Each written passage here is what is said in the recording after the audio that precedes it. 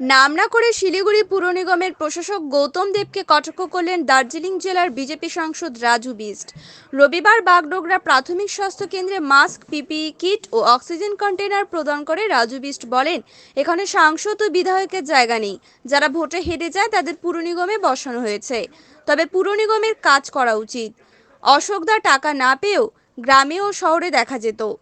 আর আজকে আপনি বেস্ট হয়েছেন আপনার অফিস নতুন করে সাজানো গোছানো নিয়ে, বরং ওই টাকা মানুষের সেবায় কাজে আসতে পারতো। এটা গাফিলতি ছাড়া কিছু নয়, তবে এটা আপনার দায়িত্ব। দিদি আপনাকে চেয়ারে বসিয়েছেন, তবে আপনার কাজ করা উচিত। देखिए, देना इम्पोर्टेंट नहीं है, क्योंकि सेवा तो ऐसी चीज़ होती है कि बाएं हाथ से कुछ देते हैं तो दाएं हाथ को पता नहीं चलना चाहिए। बट मैंने ये देखा, राजनीति में फिर भी थोड़ा बहुत पब्लिसिटी करना पड़ता है। एनीवे, मैं सबसे पहले तो जितने भी फ्रंट लाइन वर्कर है, स्टाफ है, नर्सेस हैं, टेक्नीशियन हैं, सफाई कर्मी हैं, मीडिया के आप सब साथी हैं, अब तक जितना कोविड वेव 1 था या दूसरी बार अब चल रहा है, आप सबकी बड़ी भूमिका रही है। सो मैं आप सबको जो है बधाई देता हूँ, और आप सब मतलब पूरे समाज की ओर से बधाई के पात्र हैं। दूसरी बात, आज सेवा दिवस के रूप में करोड़ों भारतीय जनता पार्टी के कार्यकर्ता देश भर में मना रहे हैं, क्योंकि आज मोदी जी के सरकार को दूसरे कार्यकाल मिला करके 7 साल पूरे हुए हैं, और करोड़ों जो है भारतीय जनता पार्टी के कार्यकर्ता देश भर में आज के दिन और अगले एक सप्ताह तक इसको सेवा सप्ताह के रूप में हम सब लोग काम करेंगे, क्योंकि हमारे लिए संगठन बहुत महत्वपूर्ण भूमिका रखती है।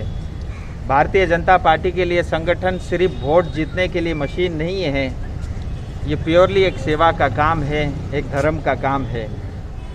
और आज मैं भी अपने विभिन्न क्षेत्र में नक्सलबाड़ी माटीगाड़ा के अंतर्गत अलग अलग अस्पताल में, Phansidewa, Siliguri, North Bengal Medical College, और कल परसों के समय में पहाड़ में सभी क्षेत्र में जाऊंगा।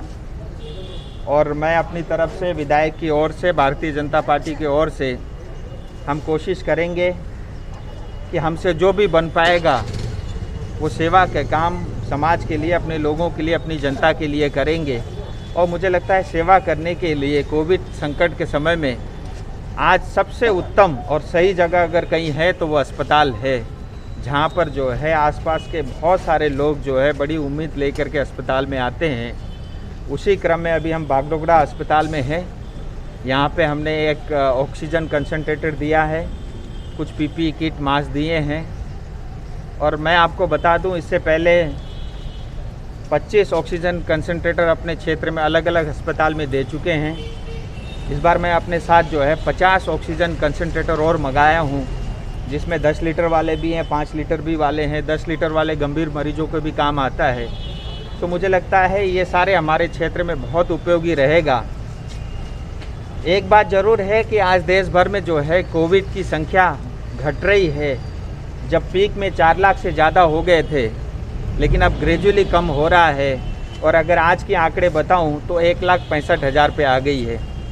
वहीं दूसरी तरफ पश्चिम बंगाल के आंकड़े अभी भी चिंताजनक है, क्योंकि यहाँ की नई चुनी हुई सरकार अपने ही अलग विभिन्न प्रकार के कामों में व्यस्त है, और मुझे लगता है प्रशासन भी चुप्पी साधी हुई है।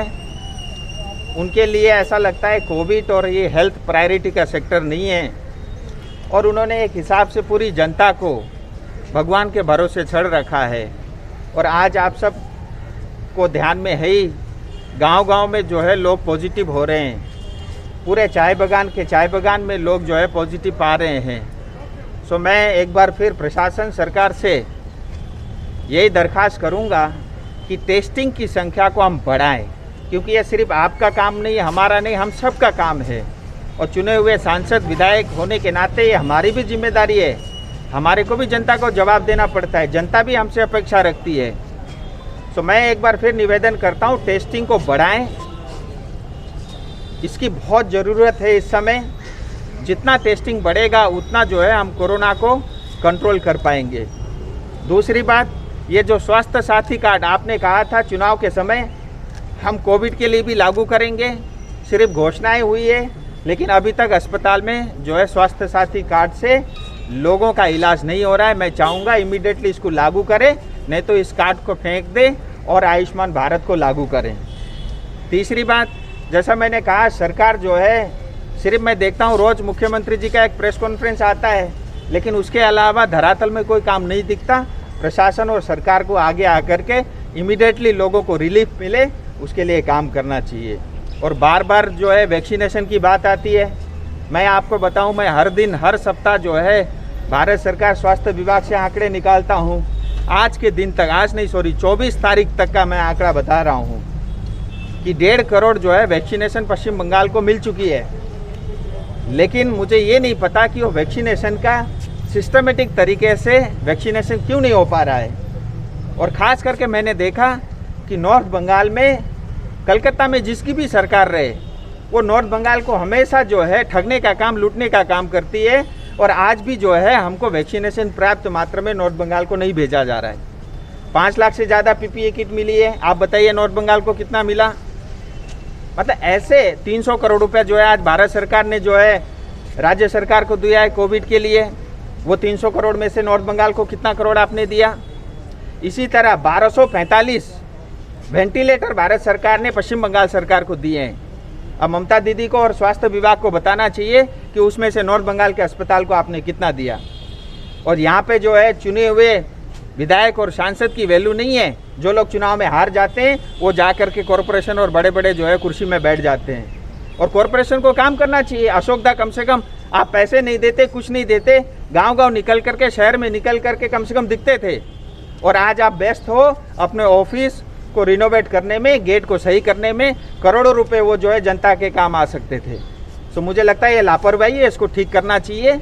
और ये आपका भी दायित्व है। अगर आपको कुर्सी में दीदी ने बिठाया है तो आप, मैं चाहूँगा कि उसको जिम्मेदारी से आप करें।